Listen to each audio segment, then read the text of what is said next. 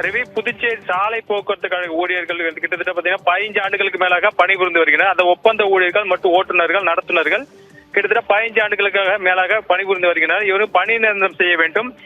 நிரந்தர ஊழியர்களுக்கு 7வது ஊதிய குழுவை அமல்படுத்த வேண்டும் வலியுறுத்தி கடந்த 28ஆம் தேதி முதல் தொடர் வேலைநிறுத்த போராட்டத்தில் ஈடுபட்டு வந்தனர். இதனால் புதுச்சேரி அரசு போக்குவரத்து கழகம் 12வது நாளாக இன்று மதியம் வரை ஓடவில்லை. போராட்டத்தை முடிவு கொண்டு வர 4 கட்ட பேச்சுவார்த்தை நடத்தப்பட்டது.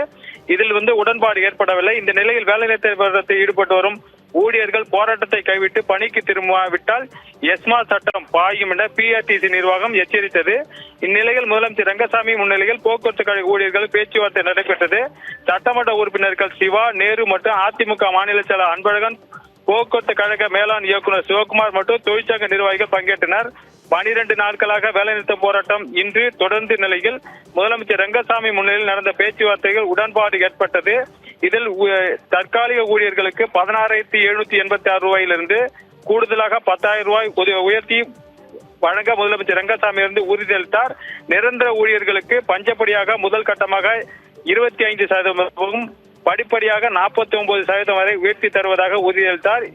இதனை அடுத்து இந்த மதியானம் இந்த போராட்டம் கைவிடப்பட்டு இப்பொழுது போக்குவரத்து துவங்கியுள்ளது. அதாவது பிஆர்டிசி போக்குவரத்து துவங்கியுள்ளது. ரவி, ஜெயச்சந்திரனின் அடடா ஆடியோ ஆஃபர் 5 முதல் 70% வரை டிஸ்கவுண்ட்.